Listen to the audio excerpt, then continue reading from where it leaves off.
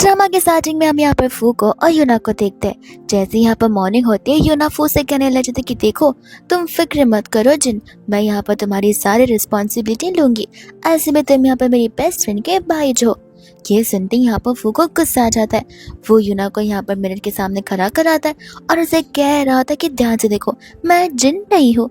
जिसके बाद में यहाँ पर आकर दोनों मैरिज सर्टिफिकेट ले लेते हैं और उस समय यहाँ पर यूना को कॉल आ जाता है उसकी बेस्टी मिनी का, जो उसे पूछ रही होती कि आखिर तुम कल पूरी रात कहाँ थी, मेरा भाई जिन कब से तुम्हारा इंतजार कर रहा था।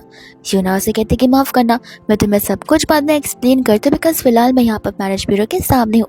और ऐसा बोलकर यहाँ पर वो कॉल को कट कर देती है। वो यहाँ पर यूना से उसका मैरिज सर्टिफिकेट ले लेता है, ये कहते हुए कि तुम बहुत क्लमजी हो, इस सर्टिफिकेट को मैं संभाल कर रखूंगा। जिसके बाद में यहाँ पर दोनों एक दूसरे का नंबर एक्सचेंज करते हैं और साथ ही साथ यहाँ पर वो उसे कहने लग जाता है कि जब भी फ्री हो जा लगेज पैक करके घर में शिफ्ट हो जाना। यूना भी यहाँ पर उसकी बातों से अग्री करने लग जाती है। अब दोनों के बीच बहुत ऑकवर्डनेस हो जाता है, बिकॉज बात करने के लिए कुछ रहता ही नहीं है। तब यूना उसे कहती है कि मैं जाती हूँ, मेरी बेस्टी मुझे यहाँ पर पिक करने के लिए है, और वो वहाँ से चली जाती है। उस समय यहाँ पर हम मिनी को देखते हैं जो कि कार के बाहर सामने खड़ी कार को देख रही थी और उसे लग रहा होता है कि कार मुझे देखी देखी सी क्यों लग रही है। ऐसा क्यों लग रहा है कि जैसे ये कार मेरे एल्डर ब्रदर को बिलोंग करती हो, बट वो तो फिलहाल यहाँ पर अब्रॉड में है, तो उसकी कार यहाँ पर कैसे हो सकती है। इतने में हम यहाँ पर देखते हैं उसके एल्डर ब्रदर फू को, जो कि यहाँ पर बहुत खुश था बिकॉज उसका शुरुआत से ही एम था यूना के साथ शादी करने का। उस समय हमें यहाँ पर पता चलता है कि एक्चुअल में मिनी का जो बड़ा भाई फू है वो अब्रॉड पर अपना बिजनेस संभाल रहा है, वही दूसरा उसका सेकंड ब्रदर जिन है, वहाँ पर वो जिन की सेटिंग यूना के साथ करने वाली थी, पर यूना को अंदाजा भी नहीं है कि वो उसी के एल्डर ब्रदर के साथ में शादी कर आ गई है। इतने में यहाँ पर वो मिनी से मिलती है, वही दूसरे यहाँ पर यूना उसके न्यू कार की तारीफ करने लग जाती है। तब मिनी उसे बताती है कार न्यू नहीं है, असल में यहाँ पर ये कार उसके एल्डर ब्रदर को बिलोंग करती है और वो फिलहाल यहाँ पर है नहीं, तो फिर कार को वही चला रही है। यूना जैसे यहाँ पर कार के अंदर बैठती है उसे यहाँ पर एक सेंटेड चीज मिलती है जिसमें से जाने पहचाने से स्मेल आ रही थी। फिर उसे यहाँ पर रात के बारे में याद आने लग जाता है। वही दूसरा वो सोच रही थी कि नहीं यहाँ पर जो उसका भाई है वो तो अब्रॉड में रहता है और वो बहुत ही रिच पर्सन है, जहाँ पर मेरा हस्बैंड तो एकदम चीप ही नजर आता है। मैंने यहाँ पर यूना को उन चीजों को टच करने से मना करती है, उससे बताते हुए कि उसके बड़े भाई को ओसीडी है और उसे बिल्कुल नहीं पसंद कि उसी कोई भी चीज को कोई टच करे। यूना यहाँ पर तुरंत उसे रखकर उसे माफी मांगने लग जाती है एंड वो दोनों चले जाते हैं विला में, एक ऐसा विला जो कि यहाँ पर मैनी ने यूना के लिए सेटल करके रखा था, जहाँ पर यूना कुछ दिनों के लिए रहने वाली है। यूना को ये विला बहुत पसंद आता है। मैनी बताने लग जाते कि इसके बाजू वाला जो कमरा है उसके एल्डर ब्रदर का है। ये सुनते यूना डरती है बिकॉज उसे वो ओसीडी वाली बात जो बताती।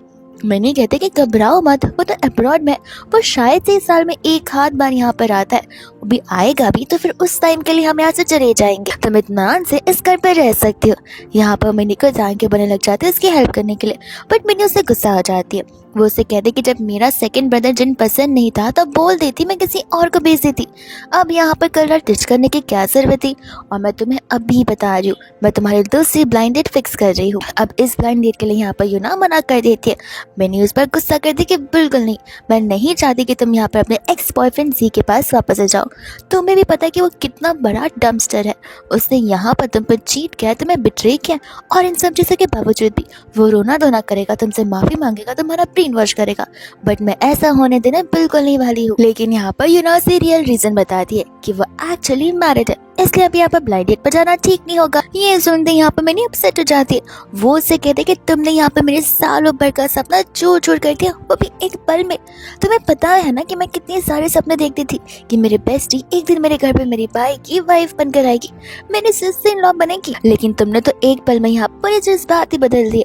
यूना से कहते कि देखो उसका फर्स्ट टाइम था और ऐसे में मैं नहीं चाहती थी कि यहाँ पर उसे बुरा लगे या फिर यूज्डफुल लगे, इसलिए मैंने यहाँ पर उसके रिस्पॉन्सिबिलिटी लेने की सोची, और ऐसे भी वो दिखने में बहुत हैंडसम दिखता है। मैंने कहते कि बिल्कुल नहीं, मैं बिलीव नहीं कर सकती, कोई मेरे सेकंड ब्रदर जिन से ज्यादा हैंडसम लग ही नहीं सकता है, और अगर इतना ही हैंडसम है तो फिर दिखाओ मुझे उसकी फोटो। तब यूना को याद आता है मैरिज सर्टिफिकेट, एक वही फोटो है उसके अंदर, बट वो सर्टिफिकेट भी यहाँ पर फोटो लेकर जा चुका था, विच मीन्स उसके पास कोई फोटोज नहीं बची थी।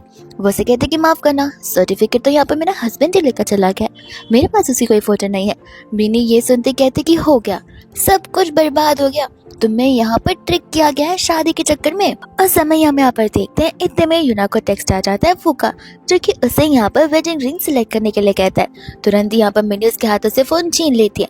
अब यूना तो फू से कहने वाली थी कि कोई भी सस्ती रिंग चल जाएगी, बट नहीं, मिनी कम्प्लीटली अपोजिट होती है। वो यहाँ पर एक प्यारा सा वॉइस नोट सेंड करती है कि इतनी बड़ी डायमंड रिंग देखना कि यहाँ पर दूर खड़े लोगों को भी वो रिंग दिखाई देनी चाहिए।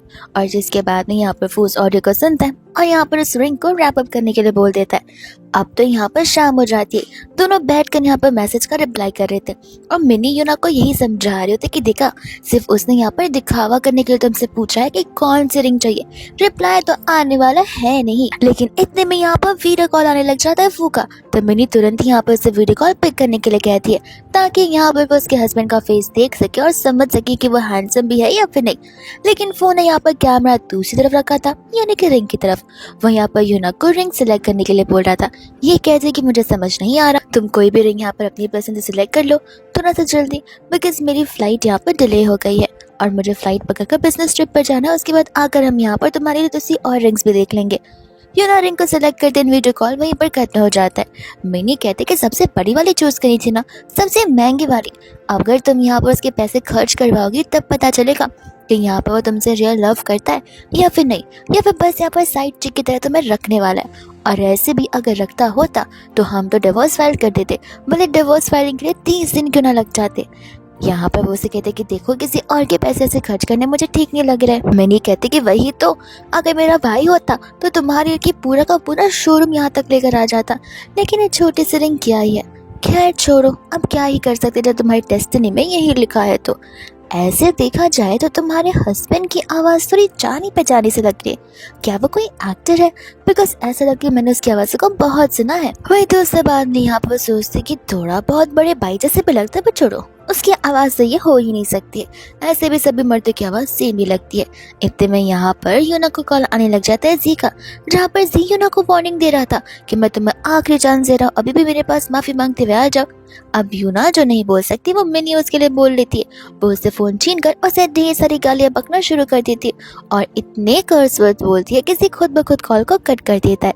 तब वो उसे कहती है कि देखो, इस इंसान को तुम यहाँ पर बहुत अच्छे से सबक सिखा करेंगे, इससे इतनी आसानी से लेट को नहीं करेंगे। हम यहाँ पर देखते हैं फू को, जो कि अपनी इंपॉर्टेंट कॉन्फ्रेंस में होता है और वह सभी लोगों को यहाँ पर ऑब्जर्व कर रहा था।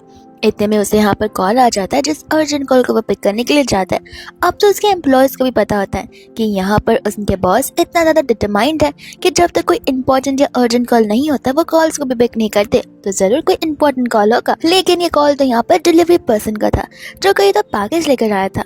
एंड यहाँ पर वो पर्सन चला जाता है पर्सनली पैकेज डिलीवर करने के लिए यूना को। मिनी उसे कहने लग जाता है कि रिवा, तुमने क्या ऑर्डर किया? यूना कहते कि मुझे खुद नहीं पता कि मैंने क्या ऑर्डर किया। एंड यहाँ पर वो लोग बॉक्स ओपन करते जहाँ पर 2 रिंग रहती है, एक वो रिंग जो कि मिनी ने यहाँ पर मंगवाई थी सबसे बड़ी डायमंड वाली, और दूसरी वो रिंग जो कि यहाँ पर यूना ने सिलेक्ट की थी वीडियो कॉल के थ्रू, और उसमें लिखा हुआ था कि दोनों रिंग तुम्हारे लिए। ये चीज़ देखते यहाँ पर तो मिनी मेस्मराइज हो जाती है। वो कहने लग जाती है कि रिवा, तुम्हारा हस्बैंड तो जितना सोचा था उससे भी ज़्यादा रिच निकला। अब तो पता लगाना पड़ेगा कि आखिर वो क्या काम करता है। उसका नाम बताओ, मैं अपने बड़े भैया से कहूँगी इसके बारे में पता लगाने के लिए। एंड यहाँ पर यूना को उसका नाम पता ही नहीं था। यूना कहती कि नाम देखा तो था, लेकिन देखने से पहले उसने सर्टिफिकेट मेरे हाथों से ले लिया, और वो इतनी जल्दबाजी में था कि यहाँ पर हम लोग ने एक दूसरे का नाम तक नहीं बताया। तो वो उसे कहते कोई बात नहीं, ऐसे भी वो यहाँ पर तुम्हें मिलने जरूर आएगा, तब हम यहाँ पर इसके बारे में पता लगा लेंगे। फिर दोनों यहाँ पर अपने वर्क के लिए निकल पड़ते हैं। वही दोस्त हम यहाँ पर देखते हैं फू को, जो कि यहाँ पर अपनी मीटिंग में होता है, और उस समय यहाँ पर बार बार अपने फ़ोन को चेक किया जा रहा था, बिकॉज उन एक्सपेक्टेशंस रखी थी कि यहाँ पर यूना को गिफ्ट मिल गया होगा और यूना ज़रूर से कोई टेक्स्ट या इमेज ज़रूर भेजेगी, पर ऐसा होता ही नहीं है। सभी एम्प्लॉयज़ भी ये चीज़ नोटिस करते कि आज उनके बॉस यहाँ पर कुछ डिस्ट्रैक्टेड नजर आ रहे हैं। तब यहाँ पर खुद यूना को सामने से रिंग के बारे में पूछने लग जाता है, एंड यहाँ पर यूना उसे थैंक यू बोल रही होती है, लेकिन साथ साथ पूछती भी है कि 2 रिंग की क्या ज़रूरत थी, और वो उसे यहाँ पर अपनी सिंसियरिटी बता रहा होता है, जो यूना को बहुत पसंद आती है। अब यहाँ पर अपने बॉस को ब्लश करता देख सभी लोग यहाँ पर खुश हो रहे थे, बिकॉज उन्हें ऐसा मोमेंट यहाँ पर हजारों सालों में एक पहली बार देखने के लिए जो मिल रहा है। वह इतने में यहाँ पर वो उसका नाम पूछ लेती है एंड यहाँ पर वो जानबूझकर अपना नाम यहाँ पर चैन बताता है, जिसके बाद में यहाँ पर यूना सोचती कि अब ये तो नाम ठीक है, सरनेम पता होता तो बेटर होता।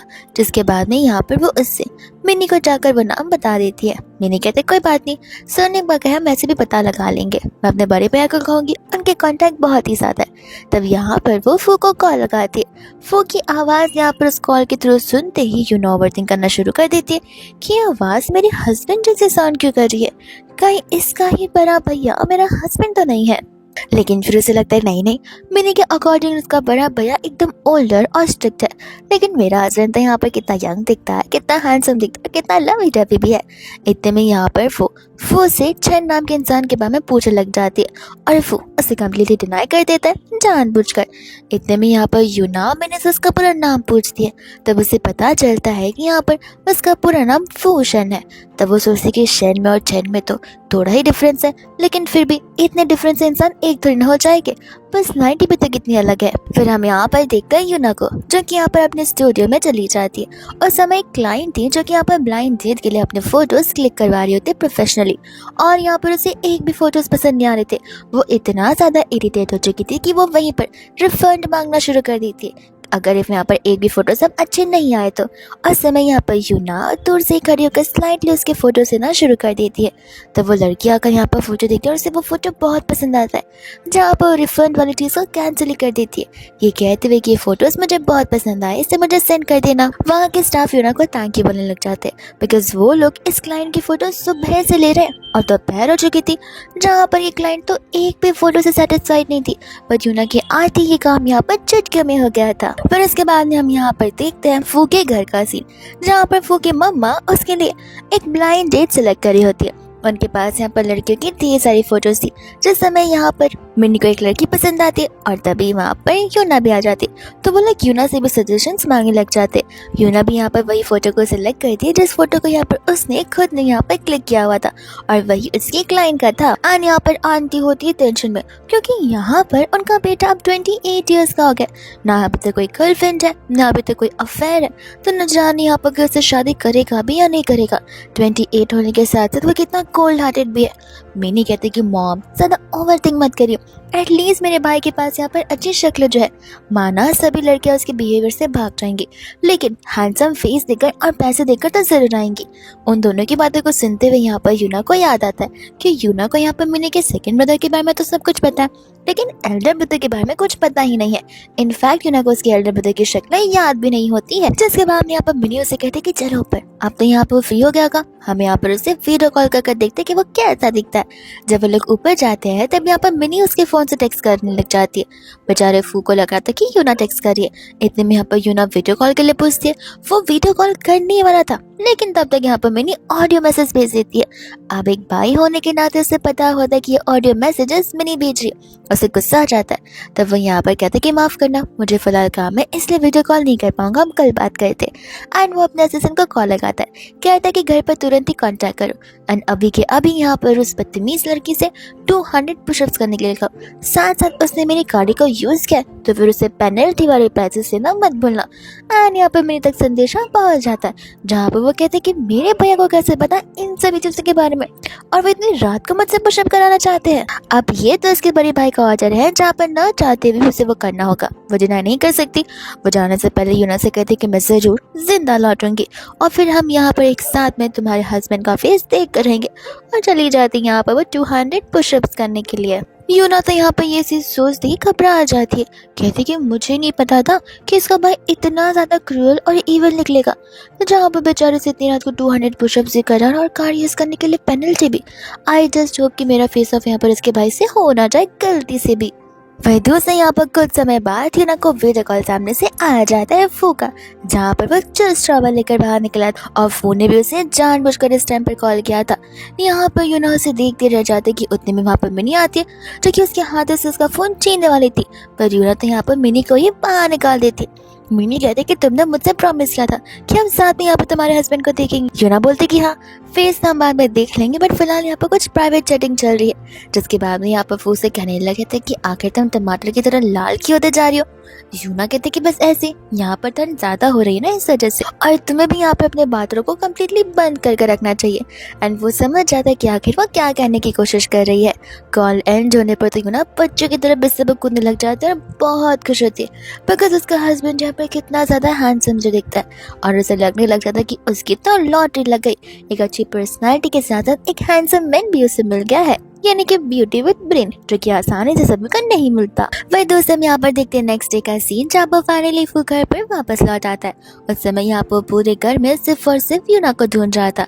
यूना नीचे की ओर देखने वाले थे कि इतने में यहाँ पर मिनू से कहते कि चलो हम बाहर जाते हैं। ऐसे भी यहाँ पर मेरा ओल्डर ब्रदर आ गया, जहाँ पर सब कुछ बहुत बोरिंग होगा, क्योंकि फिलहाल वो अपनी ब्लाइंड डेट के साथ रहने वाला है। हम बाद में आकर उससे मिल लेंगे।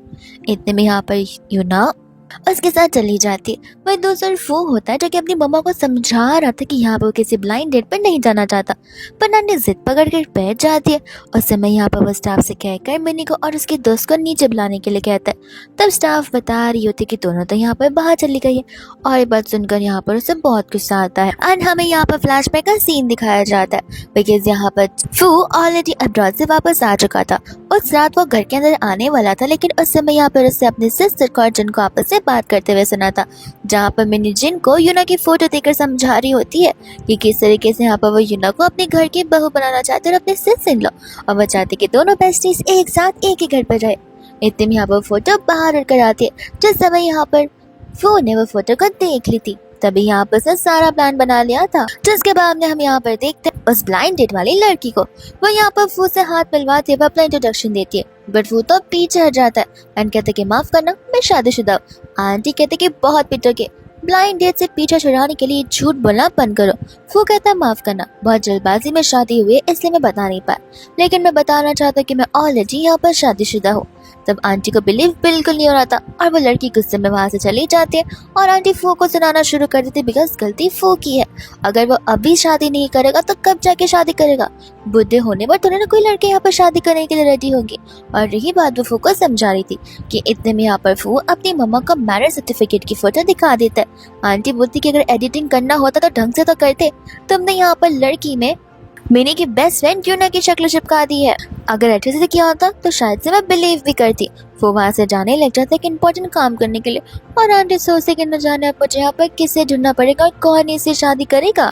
एंड इसके बाद में हम यहाँ पर देखते हैं यूना और मिनी को, जो कि यहाँ पर गए होते हैं फैन विजिट में, वो भी खुद ही के बाइक है, यानी कि जिन के फैन विजिट में। यूना भी यहाँ पर जिन की बहुत बड़ी फैन होती है, एंड यहाँ पर मिनी उसे बार बार एनकरेज करती कि जाओ जाकर स्टेज पर यहाँ पर जिनको गिफ्ट दे दो, ऐसे भी मैं उसकी बहन हूँ, वो गिफ्ट एक्सेप्ट कर ही लेगा, तुम्हारी बेइज्जती बिल्कुल नहीं होगी। पर यूना को यहाँ पर शर्म भी आ रही थी और डर भी लग रहा था, वो कंटिन्यूसली मना किया जा रही थी, लेकिन इतने में यहाँ पर मेरी दोस्त स्टेज पर धक्का दे देती है, जिस वजह से यूना को जाना पड़ता है।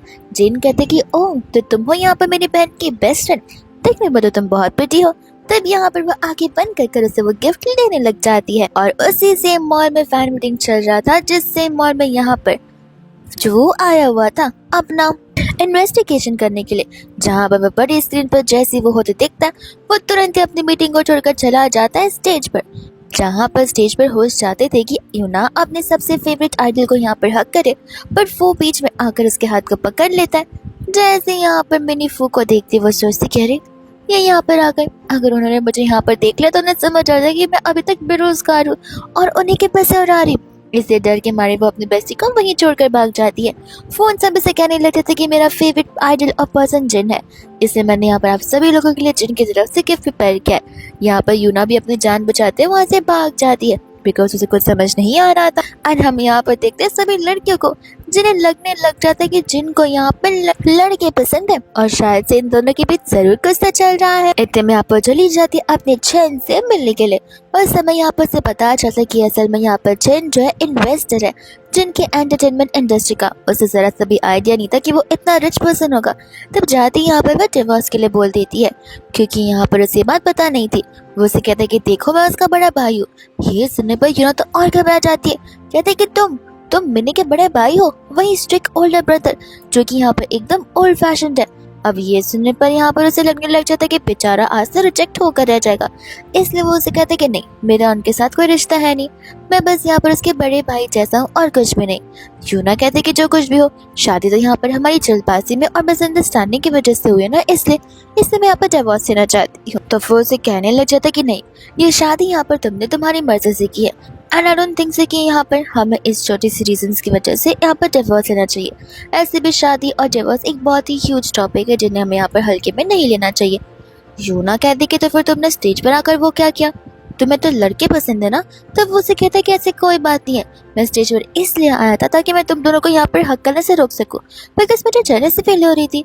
ये सुनते ही यहाँ पर यूना खुद ब्लश करना शुरू कर देती है एंड यहाँ पर कहती है कि ठीक है, अगर इतना कह ही रहे हो तो डिवोर्स की बात हम नहीं करेंगे। वही दूसरे यहाँ पर दोनों चले जाते हैं अपने न्यू ड्रीम होम में, जहाँ पर यूना उस बड़े से घर को देखकर बहुत एक्साइटेड हो जाती है और घर के अंदर की भाग जाती है। वही दूसरा यहाँ पर होता है वो, जो कि अपने असिस्टेंट को कॉल लगाता है और यूना को अपने कंपनी में ही जॉब ऑफर करने के लिए बोल देता है ताकि हमेशा यहाँ पर वो उसके साथ जॉब के टाइम पर भी रह सके। जिसके बाद में यहाँ पर वो लोग घर के अंदर आते हैं। तब यहाँ पर आराम से वो उसे पानी पीकर बैठने के लिए कहता है और रेस्ट करने के लिए, जिसके साथ साथ वो उसे यहाँ पर कहने लग जाती कि देखो, मैं यहाँ पर कुछ रूल्स एंड रेगुलेशन सेट करना चाहता हूँ।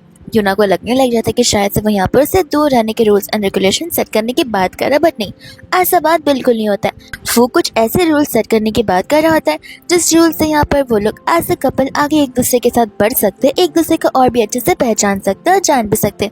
वो रूल्स बताना शुरू कर देता है जिनमें चीज़ें बहुत इंक्लूडेड होती है, जैसे कि यहाँ पर बेड शेयर करना, एक दूसरे की फीलिंग शेयर करना, एक दूसरे के ऊपर ट्रस्ट करना और बातें शेयर करना, जिससे यहाँ पर उनका रिलेशनशिप अच्छे से आगे पॉजिटिवली कल्टिवेट हो सके।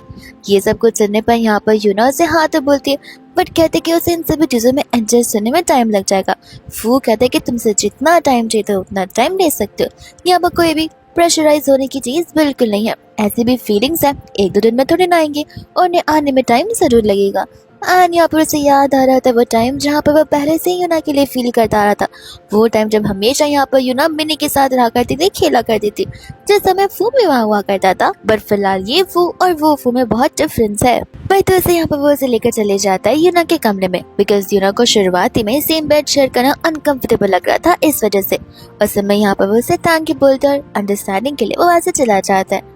इतने में यहाँ पर मिनी यूना को कॉल लगाती है, वो भी वीडियो कॉल, और उसे बोलने लग जाता है कि दिखाओ दिखाओ अपने हैंडसम से हस्बैंड को दिखाओ। तब वो उसे कहते कि माफ करना, वो तो अपने बेडरूम में है। ये सुनने पर मिनी हैरान हो जाती है, कहते कि तुम दोनों हस्बैंड एंड वाइफ होकर अलग अलग बेडरूम शेयर कर रहे हो, मुझे तो इस लड़के में पहले से कोई ना कोई कमी जरूर नजर आ रही थी, देखा अब धीरे धीरे यहाँ पर वो अपना रियल फेस जरूर दिखाएगा।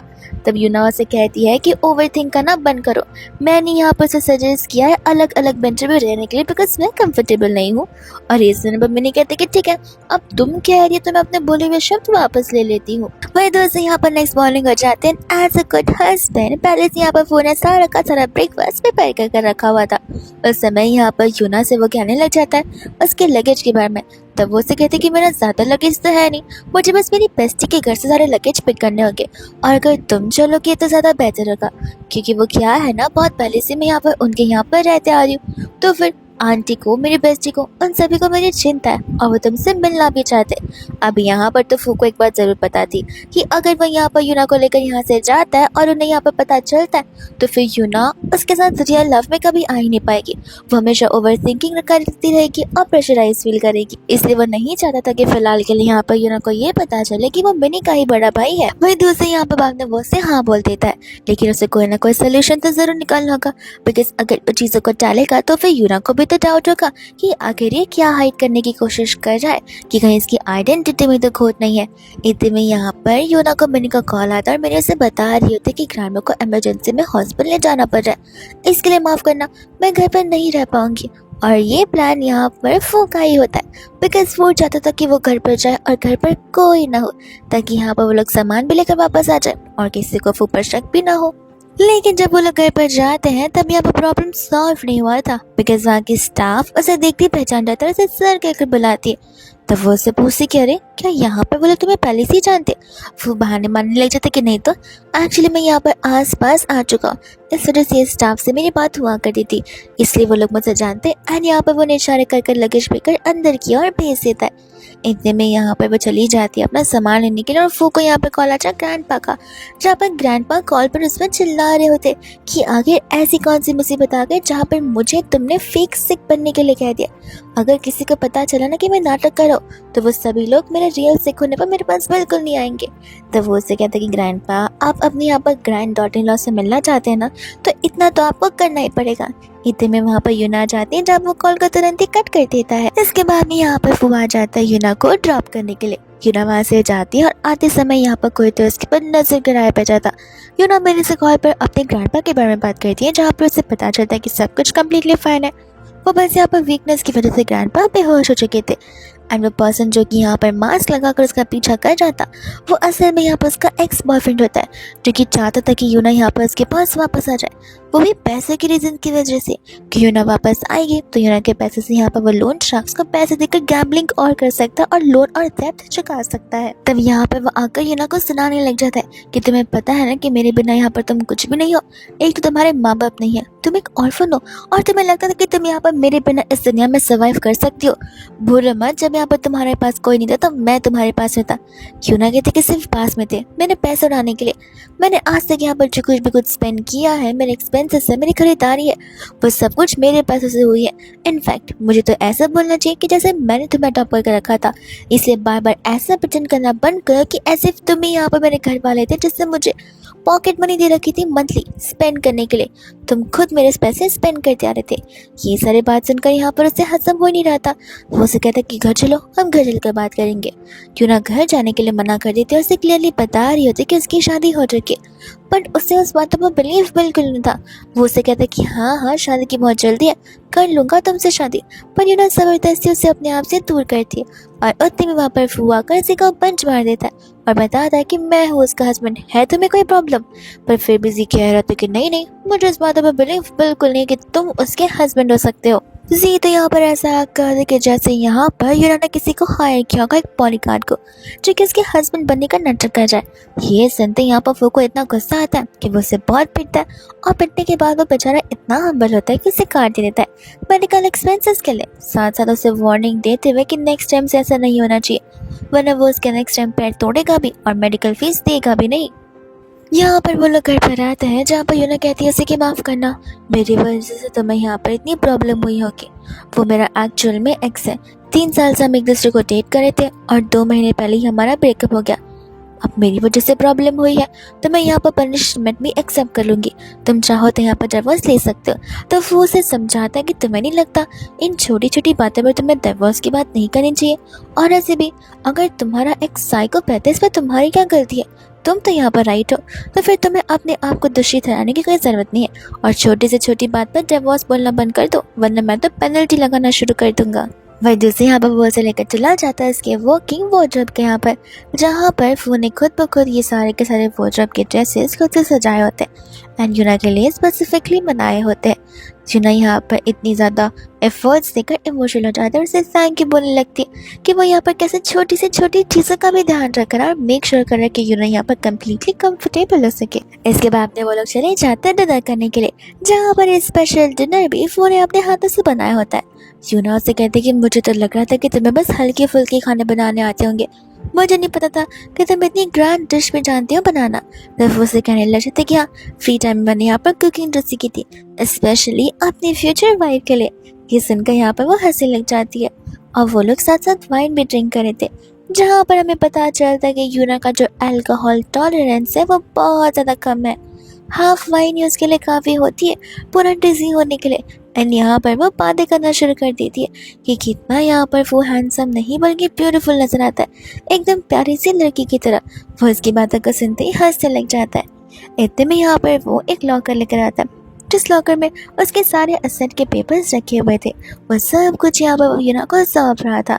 यूना उसे कहती कि हाँ तुम ये सब कुछ एकदम सही हाथों में दे रहे हो, तुम फिक्र मत करो, मैं इस लॉकर के सामने रोज़ खड़ी रहूँगी, रोज़ इसकी पहरेदारी करूँगी और मेक श्योर करूँगी कि ये लॉकर को यहाँ पर चोरी ना कर ले।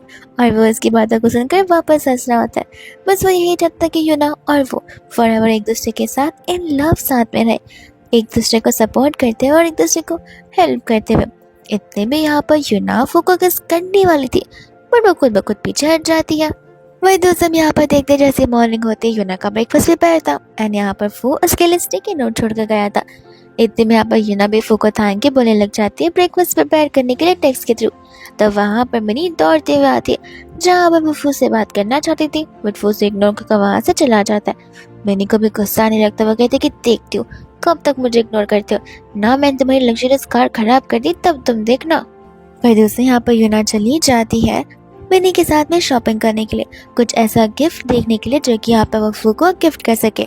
मिनी उससे यहाँ पर छन के बारे में पूछने लग जाती कि आखिर वो कैसा दिखता है, उसकी पर्सनैलिटी क्या है एंड यूना यहाँ पर सब कुछ एक्सप्लेन करने लग जाती है। जिसके बाद में यहाँ पर वो उसे लेकर उस शोरूम में चली जाती है जिस शोरूम में उसका एल्डर ब्रदर हमेशा शॉपिंग करने के लिए आता है एंड यूना को यहाँ पर एक नेक टाई बहुत पसंद आती है जो कि वो सिलेक्ट कर यहाँ पर परचेज कर लेती है। मिनी कहते कि मानना पड़ेगा उसे यहाँ पर तुम्हारा ये गिफ्ट बहुत पसंद आएगा। जैसे यहाँ पर रात को फू घर पर आता है वो यूना को बुलाता पर शायद से यूना सो चुकी थी और उस समय यहाँ पर वो टेबल पर पड़ी हुई चाय को नोटिस करता है और समझ जाता है कि यूना ने यहाँ पर उसके लिए गिफ्ट लाया है। उस समय यहाँ पर वो अपने फ्रेंड को आधे रात को कॉल कर पूछ रहा था कि अगर यहाँ पर कोई लड़की तुम्हें चाय गिफ्ट करे उसका मतलब क्या होता है। उसका फ्रेंड यहाँ पर डबल गुस्से में आ जाता है। वो उसे कहता है कि मैंने तुम्हारा कॉल इसलिए पिक किया बिकॉज मुझे लगा कि कोई इमरजेंसी होगी, लेकिन बेहतर होता अगर मेरा फ़ोन बंद कर ही सो जाता तो, क्योंकि इससे ज़्यादा इमरजेंसी वाले काम तो तुम्हें आएंगे नहीं। और वो गुस्से में यहाँ पर कॉल को कट कर देता है।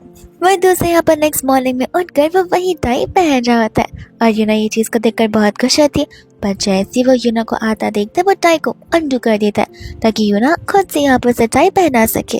वो उसे कहते हैं कि तुम्हें पसंद तो आया ना, अगर नहीं तो मैं यहाँ पर से एक्सचेंज करवा सकती हूँ, बट वो उसे कहते हैं कि नहीं तुम्हारी पसंद की सभी चीज़ें मुझे यहाँ पर बहुत पसंद है। इसके बाद में तो यहाँ पर वो उसकी बातों पर हंसने लग जाती है। इतने में यहाँ से वो चला जाता है जहाँ पर यूना को पहली बार फील हो रहा था कि खुद का घर होना कैसा फील होता है। वो जैसे यहाँ पर ऑफिस में जाता है वो मिनी के हाथ से उसका फोन छीन लेता है। मिनी चिल्लाने वाली थी लेकिन वो जैसे अपने बड़े भाई को देखते बड़े प्यार से बात करने लग जाती। वो से यहाँ पर 2-3 सजेशन देता है जिसमें से एक सजेशन ये होता है कि बार बार अपनी फ्रेंड को बैड एडवाइस देना बंद करो। मिनी सोचने लग जाती है कि मेरी फ्रेंड को, मैंने तो यहाँ पर यूना को कोई बैड एडवाइस नहीं दी और यूना को मेरे भैया का क्या कनेक्शन है। जब यहाँ पर रात में घर पर आता तब इस बार यहाँ पर यूना ने उसके लिए डिनर प्रिपेयर कर रखा हुआ था। वो से कहने लग जाते कि देखो कुकिंग करना बहुत डिफिकल्ट है, इसलिए हम यहाँ पर एक नानी को रख लेते, तुम्हें यहाँ पर ज़्यादा तकलीफ लेने की ज़रूरत नहीं पड़ेगी।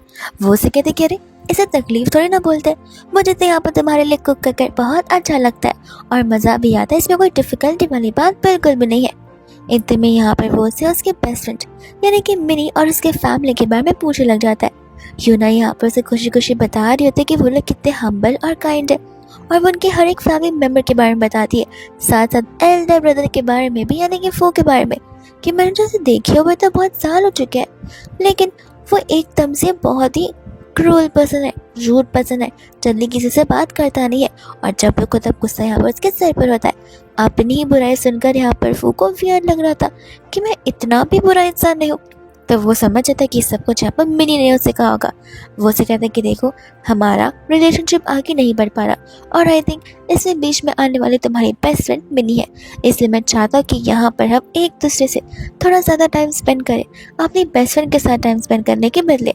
और तभी मिनी का कॉल आने वाला था बट यहाँ पर फोन से वो कॉल पिक करने के लिए देता ही नहीं है। ये कहती है कि बोलो मत, ये यहाँ पर हम दोनों के बीच में आ रही है, हमें यहाँ पर फ्रेंडशिप निभानी भी है लेकिन फ्रेंडशिप के साथ साथ हमारे रिलेशनशिप को भी तो आगे बढ़ाना है। अब वही दूसरे यहाँ पर दोनों एक दूसरे को किस करते हैं बट यहाँ पर यूना सॉरी बोल कर चली जाती है। फू को बेचारे को लगने लग जाता है कि उससे बहुत बड़ी गलती करती है, इतना सा जल्दबाजी में नहीं रहना चाहिए था।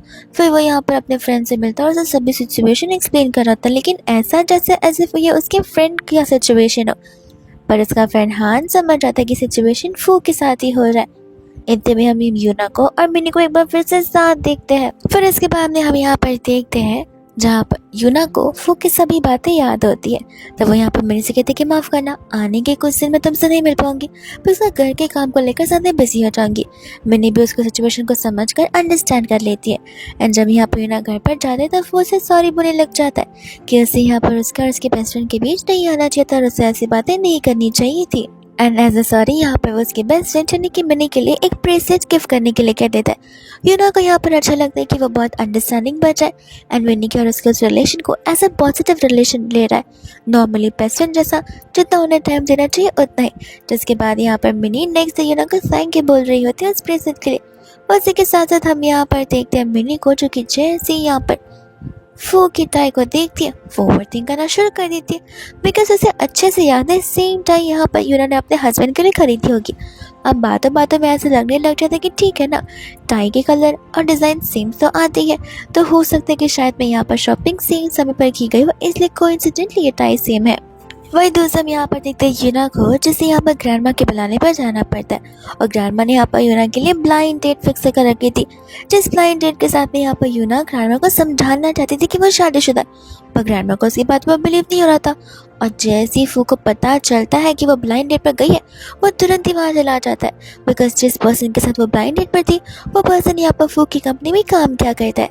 वो चारों लोग बैठ के यहाँ पर बातें करते हैं, लेकिन सिचुएशन यहाँ पर यूना के लिए कुछ ज़्यादा ऑकवर्ड हो जाती है। बाहर जाती है यहाँ पर फू से मैरिज सर्टिफिकेट दिखा रहा होता है। यूना कहते हैं कि तुम क्या रोज़ उसे अपने साथ लेकर चलते हो। वो कहते हैं कि हाँ, प्रूफ तो होना चाहिए ना कि मेरी वाइफ कौन है, लेकिन लगता है यहाँ पर मेरी वाइफ को पता नहीं कि रूल्स एंड रेगुलेशंस क्या होते हैं बिकॉज वो हस्बैंड के होने पर भी यहाँ पर ब्लाइंड डेट पर जा रही है। यूना फिर उसे मनाने लग जाता है, उसे समझा रही होती है कि उसे खुद नहीं पता था कि उसकी ग्रैंडमा ने यहाँ पर उसके लिए ब्लाइंड डेट फिक्स कर ली होगी। वो असल में यहाँ पर ग्रैंडमा को अपनी शादी के बारे में बताना आई थी एंड यहाँ पर वो एज अंडरस्टैंडिंग हस्बैंड उसकी बातों को समझ भी लेता है बड़े अच्छे से। इसके बाद में यहाँ पर वो लोग आ जाते हैं जहाँ पर वो यूना को लेकर आया होता है उसके सभी फ्रेंड्स से इंट्रोड्यूस करवाने के लिए। वो सभी के सभी यहाँ पर यूना की कंटिन्यूसली तारीफ किए जा रहे थे और अब पारी आ जाती है ड्रिंक करने की and as a good husband यहाँ पर यूना की तरफ से वो ही ड्रिंक करा था। सभी लोग फिर यहाँ पर वो को टीज करने लग जाते कि लगता है यहाँ पर हमारे बॉस की भी बहुत आ चुकी है, जहाँ पर हमारी मेन मैडम अभी बनाई है और उन्हें कांटेक्ट करना पड़ेगा अगर फू की कोई कंप्लेन करनी हो। वही दूसरा वो इतना ज़्यादा ड्रिंक कर लेता है कि यूना को उसे लेकर वहाँ से जाना पड़ता है। फिर इसके बाद हम यहाँ पर देखते हैं ऑफिस का सीन, जहाँ पर डायरेक्टर आकर यूना को स्पेशली बता रहे थे कि हमें यहाँ पर एक स्पेशल पर्सन का इंटरव्यू लेना और फोटोशूट करना है, तो फिर उस फोटोशूट की यहाँ पर जिम्मेदार तुम रहोगी, सारा रिस्पॉन्सिबिलिटी यहाँ पर तुम्हारी है।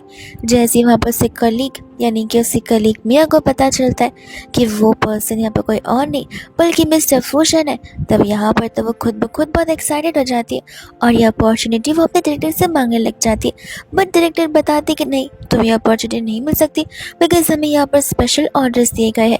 ये सुनने पर यहाँ पर वो चले जाते हैं यूना के पास उसे बहकाने के लिए और उसे दूसरे काम दे देती है ताकि वो खुद जाकर यहाँ पर फू का जो है फोटोशूट कर सके और उसे सेड्यूस कर सके।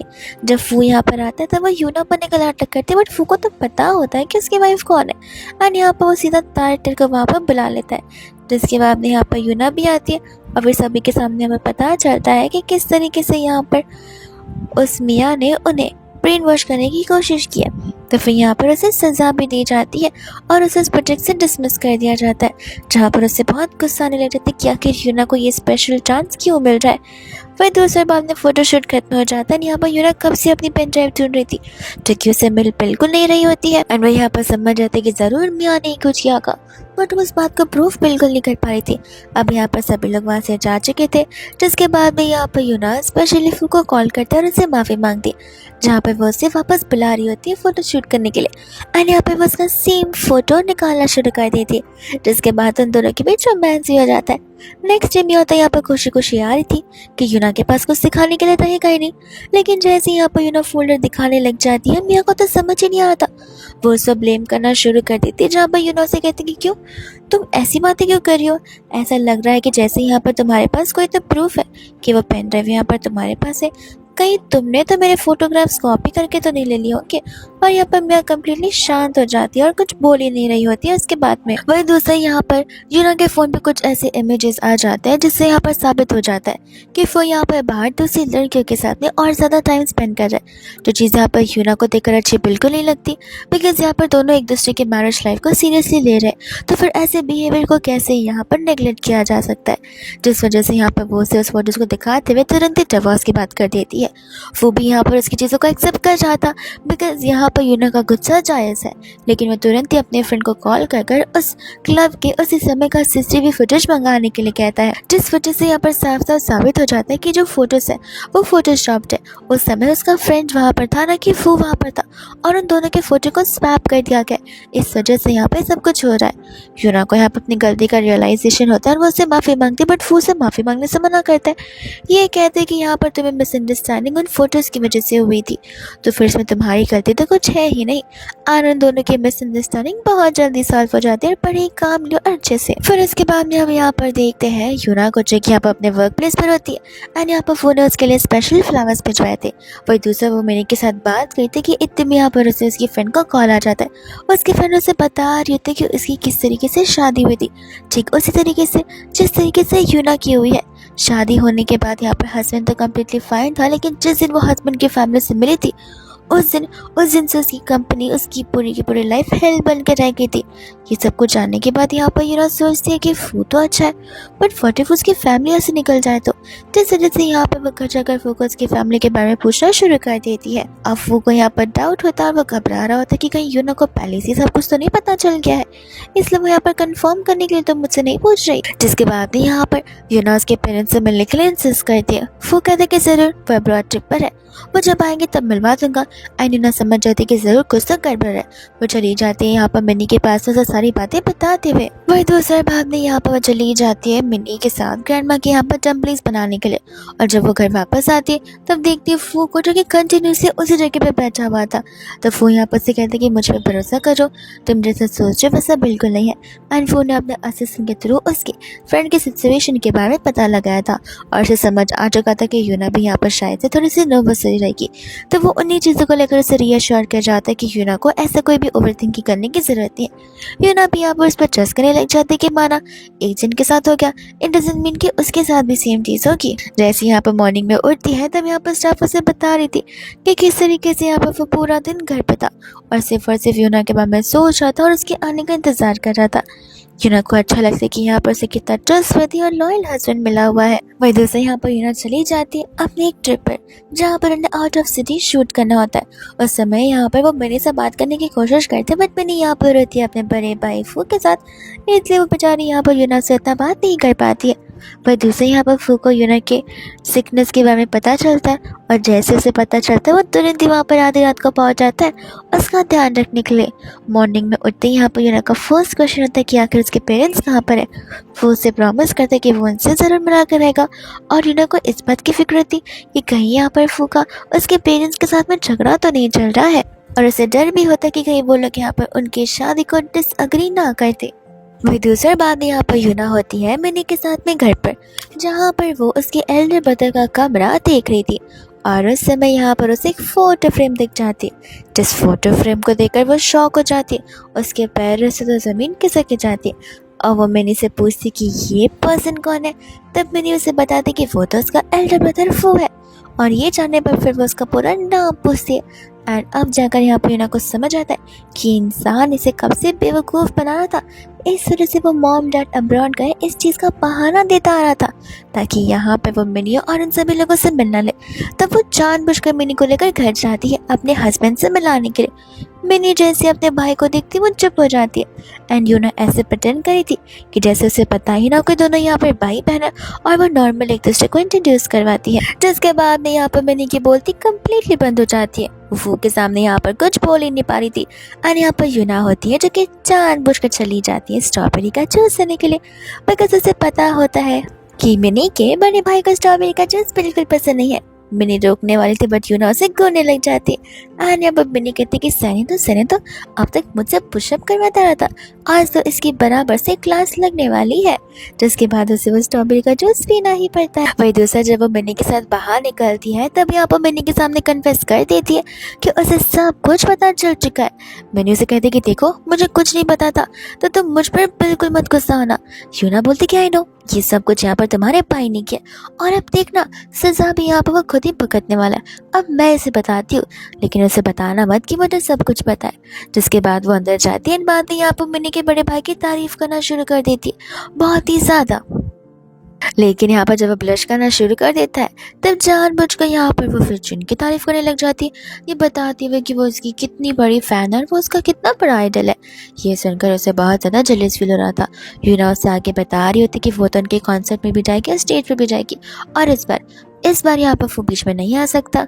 वो यहाँ पर से मना कर देता बिकॉज वो नहीं चाहता था कि वो उसके ब्रदर के साथ क्लोज हो। तो वो उसे कि तुम्हें क्या हो गया, हम तो यहाँ पर नॉर्मली फ्रेंड से भी बहुत अच्छे, तुम्हें पता नहीं कि जिनकी और मेरी चाइल्डहुड मेमोरीज कितनी ज़्यादा है। वो सोचने लग रहा था कि इन दोनों की चाइल्डहुड मेमोरीज कब से बनना शुरू हो गई। जिसके बाद वो लोग यहाँ पर कॉन्सर्ट में जाता है और जिन तो स्पेशली रेडी होता है। जब उसे पता चलता है कि यूना भी वहाँ पर आ रही है एंड तब वहाँ पर फुआ जाता है उन्हें पिक करने के लिए, जहाँ पर ज़बरदस्ती मिनी को भी कार के अंदर बैठना पड़ता ही है। बट जैसे ही उसे वो देखता है वो यहाँ पर यूना को ऑल द बेस्ट बोलकर वहाँ से भाग जाती है बिकॉज वो नहीं चाहती कि अब यहाँ पर इस चीज़ की वजह से उसे पनिशमेंट मिले और उसे यहाँ पर पुशअप्स मारना पड़े। इतने में यहाँ पर यूना इंसिस्ट करती है उसके घर जाने के लिए, जहाँ पर वो उसके घर पर लेकर चला तो जाता है लेकिन वो ऐसा करता है जहाँ कोई यूजुअली आता नहीं है। अब बिनी भी उनके साथ चलती है और उन्हें कहने लग जाती है कि मैं तो तुम सभी को बस सरप्राइज दे रही थी। और उसी समय वहाँ पर जिन आ जाता है अपने कॉन्सर्ट से। वो कहते हैं कि तुम दोनों यहाँ पर क्या कर रहे हो, इस घर पर तो कोई यूजुअली आता नहीं है। बिनी बार बार वहाँ से जिन को हटाने की कोशिश करती ताकि जिन यहाँ पर फूक और यूना को गुस्सा ना दिला सके। वो जैसे यूना को देखता है जिन यूना को यहाँ पर अपनी फ्योन से बुलाना शुरू कर देता है और मिनी उसे अपने साथ ऊपर चलने के लिए कहती है। और उसी समय यहाँ पर उसे कहते हैं कि अरे वो मेरी फ्योन से अभी प्यार नहीं करूँगा तो कब प्यार करूँगा। जब यहाँ पर वो अपने हाथों से स्ट्रॉबेरी खिलाने जा रहा था पर फू जेलसी के मारे वो स्ट्रॉबेरीज अपने ही हाथों में ले रहता है। वही दूसरा यहाँ पर फू को समझ जाता है कि आखिर वो कैसे इस चीज़ को एक्सप्रेस करे, लेकिन जिन आग में घी लगाने का काम कर रहा होता है। वो यहाँ पर यूना से पूछ रहे थे कि यूना अपने हस्बैंड से कब डिवोर्स लेने वाली है, ये जाने बगैर कि उसका हस्बैंड उसके बाजू में ही बैठा हुआ है। जिसके बाद यहाँ पर वो उससे कहती कि नहीं नहीं डिवोर्स की बात तो हो ही नहीं सकती। जिन्हों से कहता है कि तुम फिक्र क्यों करते हो, ऐसे भी मैंने तुम्हें देखा तुम कॉन्सर्ट में मुझे कब से देख के जा रही थी, तुम फिक्र मत करो। मेरा बड़ा भाई है ना, उसके पास में बहुत अच्छी लीगल टीम है, देखना वो किस तरीके से यहाँ पर तुम्हारे इस डिवोर्स को तुरंत ही सॉल्व कर देगा। यूना ये सुनते मिनी के साथ खुद ही ऊपर चली जाती है एंड वो यहाँ पर जिनसे कह रहा होता है कि लगता है तुम बेसिक मैनर्स भूल चुके हो, एक शादीशुदा जिंदगी को बिगाड़ने चले हो।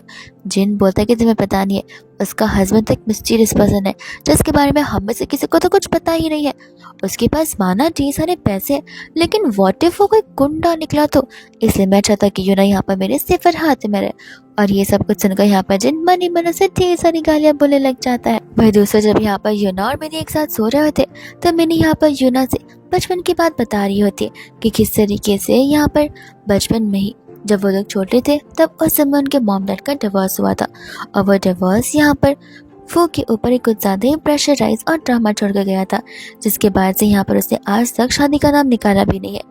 लेकिन न जाने कैसे यहाँ पर वो तुम्हारे साथ शादी कर चुका है, जिस चीज़ के लिए मैं खुश हूँ, बट पता नहीं कि आखिर ये मैरिज आगे जाकर कहाँ जाने वाला है। यूना उसे कहती कि तुम ओवर थिंक कर रही हो, ऐसा नहीं है कि मैं अब तुम्हारे भाई को पसंद नहीं करती हूँ, मैं उसे ऑब्वियसली पसंद करती हूँ बट मैं उसे थोड़ा सा गुस्से में हूँ बिकॉज उसने चीज़ें मुझसे छुपाने की कोशिश की। अगर रीज़न पता चले तब मैं उसे जज करूँगी, लेकिन मैं यहाँ पर इस रिश्ते को तोड़ने नहीं वाली हूँ। अनासा बोलकर यहाँ पर वो उससे दिलासा देने लग जाती है। यूना यहाँ पर बाहर वेट कर रही होती फू का कि वो कब कार लेकर आएगा एंड ग्रैंडमा एक पर्सन को भेज देती है जो कि यहाँ पर यूना को ब्लाइंड डेट पर लेकर जाने वाला था। यूना उसे कम्प्लीटली मना करते हैं तभी फू भी आ जाता है। उस बेचारे पर्सन को तो पता ही नहीं था कि यूना शादीशुदा है और वह ग्रैंडमा को बताने लग जाता है कि वो तो शादीशुदा है। ग्रैंडमा को भी इस बात पे बिलीव नहीं हो रहा था, तब उन्हें लगने लग रहा था कि शायद से यहाँ पर उसका जरूर कोई तो बॉयफ्रेंड होगा। जिसके बाद यहाँ पर से ग्रैंडमा को उससे कॉल आता है, यहाँ पर वो उसे वापस से अपने सिटी बुला रही होती है, जहाँ पर यूना से मना करने लग जाती है। ग्रैंडमा का सिंपल सा डिसीजन था कि तुम यहाँ पर आओगी और यहाँ पर शादी उसी पर्सन से करोगे जिस पर्सन से हम यहाँ पर तुम्हारी शादी करवाना चाहते। एंड यूना यहाँ पर अपने लिए फाइट करती है और फू के लिए फाइट करती है, जहाँ पर वो अपनी ग्रैंडमा से क्लियरली कहती थी कि उसे यहाँ पर अपना खुद का हस्बैंड चुनने का पूरा हक है और वो उसी से शादी करेगी जिससे वो चाहती है। ग्रैंडमा से कहती थी कि ठीक है तो फिर तुम्हें इस फैमिली को छोड़कर जाना होगा। आयना इस चीज़ को करने के लिए पूरी रेडी थी बिकॉज अब तक एक बार भी यहाँ पर ग्रैंडमा ने उसने अपनी ग्रैंड डॉटर रिकग्नाइज किया ही नहीं, और जब यूना बड़ी हो गई तब यहाँ पर ग्रैंडमा के लिए यूना एक मटेरियल बन गई थी जिसे सेल कर यहाँ पर वो यानी कि उसकी शादी कहीं और करवा कर वो पैसे अर्न करना चाहती थी। तो फिर आखिर वो ऐसी फैमिली में क्यों ही रहे जो फैमिली यहाँ पर उसे सिर्फ इस्तेमाल कर रही है, उसे एक ऑब्जेक्ट समझ कर रख रही है। यहाँ पर ये सब कुछ होने पर वो बहुत इमोशनल हो जाती है, पर वो उसे बता रहा था कि तुम वीक बिल्कुल नहीं हो, तुम बहुत स्ट्रांग हो। तुमने जो कुछ भी फिलहाल यहाँ पर किया है वो सब कुछ करने के लिए बहुत हिम्मत चाहिए होती है, इसलिए तुम सबसे स्ट्रॉन्गेस्ट पर्सन हो और तुमने सिचुएशन को एकदम स्मूथली हैंडल किया। यूना यहाँ पर से थैंक यू बोलने लग जाते हैं कि उसकी लाइफ में आने के लिए, और वे दूसरा और दोनों एक दूसरे को यहाँ पर किस करने लग जाते हैं। जिसके बाद में यहाँ पर वो उसे प्रॉमिस करता है कि वो जरूर उसे लेकर यहाँ पर जाएगा नेक्स्ट डे अपने पेरेंट्स से मिलवाने के लिए। एंड अब तक यहाँ पर उसे पता नहीं था कि यूना को सब कुछ पता होता है। जब नेक्स्ट डे यहाँ पर वो लोग वहाँ पहुँचते हैं तब यूना उसे बताती है कि उसे ये बात उसी दिन पता चल गई थी जिस दिन वो उसे कमरे में जा चुकी थी, वो भी पुराने वाले घर में। एंड तब जाकर यहाँ पर उन सबको पता चलता है कि फूका तो यहाँ पर पुबर्टी हो गया।